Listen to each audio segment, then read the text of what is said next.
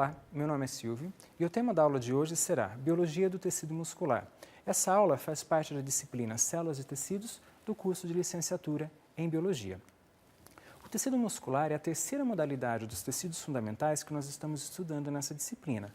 Ele é responsável pelo movimento corpóreo, pela manutenção da postura, pelo batimento cardíaco, pela movimentação do alimento pelo trato gastrointestinal, pelo ajuste do diâmetro das artérias, pela focalização do olho, por exemplo. Portanto, nós temos que o tecido muscular ele é o tecido responsável por transformar a energia em movimento mecânico. Pois bem, quais são as estruturas que justificam a contração da célula muscular? Até o final dessa aula, nós vamos ter respondido essa pergunta. Se nós observarmos, por exemplo, o músculo braquial, nós temos que ele tem uma contração forte, é uma contração rápida, ela é descontínua e é voluntária, está sob nosso controle. Já o coração, ele apresenta uma contração forte, também rápida, mas é contínua e involuntária. O intestino delgado, que também tem parte de músculo, apresenta uma contração fraca, ela é lenta e é involuntária. E se nós observarmos essas imagens de cada um desses tipos de músculos que formam esses elementos que eu mostrei para vocês acima, nós vamos observar diferentes morfologias, quer seja na posição do núcleo, na presença ou ausência de estriações, entre outras. Portanto, o tecido muscular ele apresenta algumas propriedades, dentre elas a contratilidade, a excitabilidade, a extensibilidade e a elasticidade. É importante ressaltar que o tecido muscular ele apresenta uma grande quantidade de proteínas contráteis, especializadas no movimento. Não significa que outras células não tenham proteínas contráteis, afinal, elas também são capazes de fazer migração celular. Contudo, o tecido muscular ele apresenta muita proteína contrátil e altamente organizada para o desenvolvimento desse trabalho mecânico. Além disso, as células musculares elas estão envolvidas por lâmina basal. Pois bem, os objetivos da aula de hoje são correlacionar elementos estruturais das células musculares à função de contração. Além disso, nós vamos reconhecer as características específicas do músculo estriado esquelético, do músculo estriado cardíaco e do músculo liso. Além disso, vamos apresentar os locais de aplicação das forças e o papel do tecido conjuntivo para o desempenho das funções do tecido muscular. Pois bem, como unidade estrutural para a manutenção dessa contração única, o tecido conjuntivo ele tem um papel muito importante. Se vocês olharem nesse corte transversal desse músculo, vocês vão observar feixes musculares e fibras musculares todas envolvidas por tecido conjuntivo. Cada uma dessas fibras ela é envolvida por um tecido muito delicado chamado endomísio. É por meio dele que também chega a vascularização a cada uma dessas fibras. Um conjunto de fibras musculares vão formar os feixes. Esses feixes são envolvidos pelo perimísio. E um conjunto de feixes musculares formam um músculo e esse músculo é envolvido também em tecido conjuntivo e ele é denominado epimísio. Portanto, esse tecido conjuntivo, qual que é o papel dele? Ele vai manter essas fibras musculares unidas para que a força de contração gerada pelas células musculares ela seja transmitida para o músculo inteiro e que a força de contração ela também possa ser transmitida aos outros elementos passivos, no caso os ossos, e seja transmitida a eles por meio dos tendões. Se nós observarmos nessa micrografia, nós vamos observar cortes transversais de músculo estriado esquelético e corte longitudinal de músculo estriado esquelético. Notem a presença das estriações nesse músculo estriado e a posição do núcleo, ela é periférica. Se nós observarmos em grande detalhe, lá na microscopia eletrônica, cada uma dessas estriações, nós vamos determinar a unidade contrátil desse músculo, que é o sarcômero. Então, o sarcômero ele é formado de um disco Z até o outro disco Z. Entre essa unidade são encontradas diversas proteínas que se alinham e vão formar figuras que nós caracterizamos como banda I, banda a banda M, e cada disco Z ele tem uma conexão com uma membrana plasmática, permitindo que o quê? A contração da célula, do interior da célula, também seja transmitida à membrana e isso passe para tecido conjuntivo e matriz ao redor dela. Além disso, esse sarcômero ele é formado por proteínas contráteis. Nós encontramos os filamentos espessos, que estão presentes na banda A, no caso, aqui o exemplo, a miosina, vocês já estudaram isso em biologia celular, mas relembrando que a miosina, ela possui sítios de ligação à actina, aqui presentes, por exemplo, e sítios de ligação de ATP, o que nos sugere que a contração muscular ela é um processo que gasta energia, portanto ela é ativa, e também nós encontramos filamentos finos, que são formados pela filamentos de actina e outras proteínas associadas, como um complexo de troponina e a tropomiosina, por exemplo. É interessante dizer que todo esse sarcômero ele se organiza na célula muscular estriada esquelética, só que para que isso ocorra uma contração única, é necessário, por exemplo, que a célula lance mão de algumas especializações que permitam, por exemplo, que o estímulo que determine a contração chegue rapidamente a todos os sarcômeros. Caso contrário, essa contração começaria em um determinado ponto da célula e demoraria muito tempo para até chegar na outra. Essas especializações são essas organizações chamadas de tríades, que contêm o sistema T. O sistema T são invaginações da membrana plasmática que servem para envolver esses sarcômeros. Vamos imaginar uma bexiga. Se você pressionar essa bexiga, é essa invaginação que seria um túbulo T, por exemplo. Então ele vem e ele tem uma íntima relação com o sarcômero. Associado a ele, nós temos a presença do retículo sarcoplasmático, que é o local de armazenamento de cálcio nessa célula. Esse retículo sarcoplasmático ele se diferencia em cisternas que acompanha lado a lado esse túbulo T do sistema T, portanto, formando uma tríade.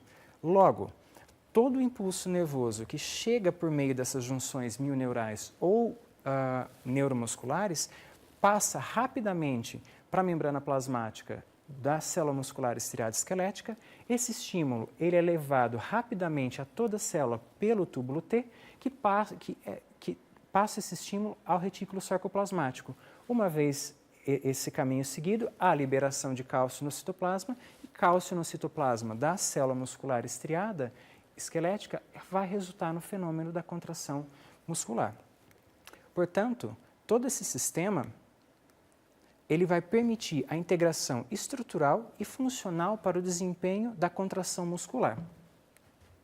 Se nós observarmos aquela imagem, agora aqui em maior detalhe, nós vamos perceber a íntima relação que nós temos entre a associação do músculo estriado esquelético com um tendão. Um tendão, se vocês lembrarem, ele é composto por fibrócitos, aqui eles têm o nome de tendinócitos, e um tecido conjuntivo altamente denso e organizado, tecido conjuntivo denso e modelado. Esse músculo, ele se conecta a esse tendão e por meio do tendão, as contrações musculares são transmitidas aos ossos, por exemplo. Claro, a célula muscular estriada esquelética também é plástica. Por exemplo, em exercícios você pode induzir hipertrofia com aumento de sarcômero, por exemplo. Então você aumenta o tamanho das células. E se elas sofrerem algum tipo de injúria, o músculo estriado esquelético também apresenta uma capacidade de regeneração. É limitada, mas apresenta. Por exemplo, aqui nós citamos as células satélites, aqui representadas e marcadas especificamente por uma imunohistoquímica, e ali nós observamos as células satélites da microscopia eletrônica de transmissão. Essa célula satélite é capaz de se fundir a essa fibra muscular estriada esquelética e ela vai adicionando componentes para reformá-la. É importante salientar que essa fibra muscular estriada esquelética ela é multinuclear, formando um sincício. Contudo, o músculo estriado cardíaco ele já não apresenta essa capacidade de regeneração. Como que nós caracterizamos o músculo estriado cardíaco? Ele é formado por cardiomiócitos, sendo que os cardiomiócitos eles são a célula de maior potencial energético do corpo, ele se contrai constantemente sem fadiga. E como que nós detectamos ou caracterizamos morfologicamente um cardiomiócito? Ele é uma célula alongada, ele pode apresentar de 1 ou 2 núcleos e nós categoricamente conseguimos identificar a presença dos discos intercalares. Mas o que vem a ser esses discos intercalares? Se vocês lembrarem das junções celulares, portanto, tecido epitelial não é o único tecido que contém junção, o muscular também tem. Essas junções celulares, elas estão presentes tanto nas membranas paralelas ao sentido da contração e outras perpendiculares ao sentido de contração. Fazendo o quê? Por exemplo, nas que são perpendiculares, então, para manter coesão entre um cardiomiócito e outro, você tem as zônulas de adesão e os desmossomos. Lembrem que essas junções elas estão envolvidas na estabilização mecânica. Já nas membranas paralelas ao movimento de contração, nós temos a presença das junções comunicantes, lá formada por conexons. Então, o estímulo elétrico que você tem para a contração de um cardiomiócito é transmitido rapidamente para o outro por meio dessas junções, o que garante o funcionamento de um sincício. Aqui nós temos mais alguns detalhes estruturais a respeito da célula muscular cardíaca ou cardiomiócito. Então nós podemos ver toda a dicotomia e todas as estriações que elas fazem, o que determinam o nome desse material, né, o disco intercalar que nós observamos, e a organização do sarcômero e a presença do núcleo central.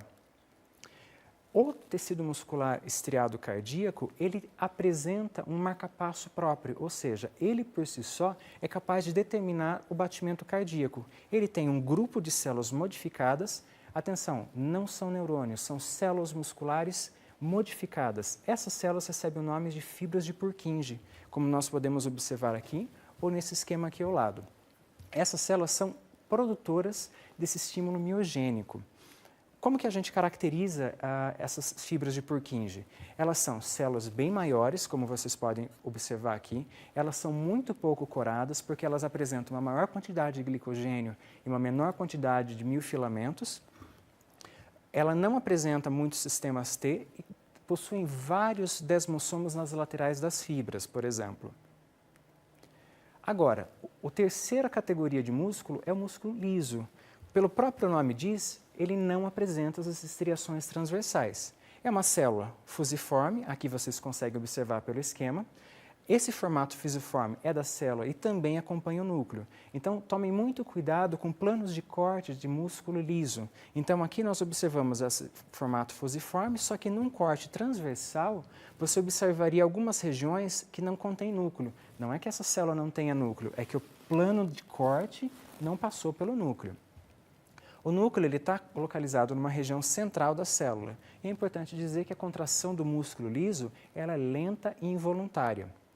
Aqui vocês têm esse exemplo, então, cortes de músculo liso longitudinalmente e aqui transversalmente. Observem a presença e a ausência desses núcleos num plano de corte 2D, mas remetam ao esquema do slide anterior para compreender. Vocês também podem observar esse formato de núcleo em saca-rolha. Isso daqui é sugestivo do fenômeno de contração muscular do músculo liso.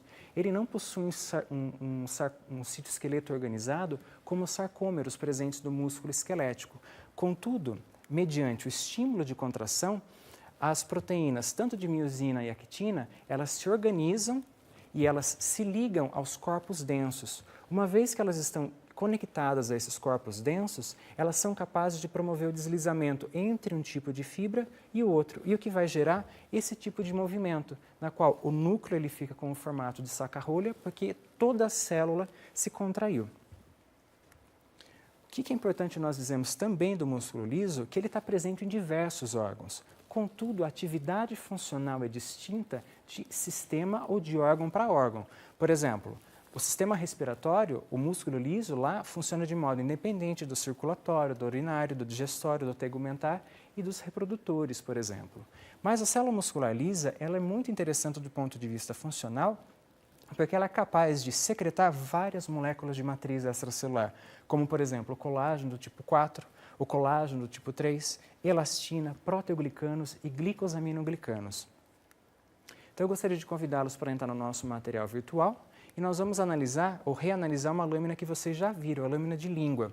Então, se vocês olharem nesse corte sagital, aqui você tem a porção ventral com epitélio de revestimento, a porção dorsal também com epitélio de revestimento e as papilas, tecido conjuntivo logo abaixo desse epitélio de revestimento e nós observamos agora grande quantidade de feixes musculares dispostos em diversas direções. Afinal, a língua consegue se movimentar em diversas direções.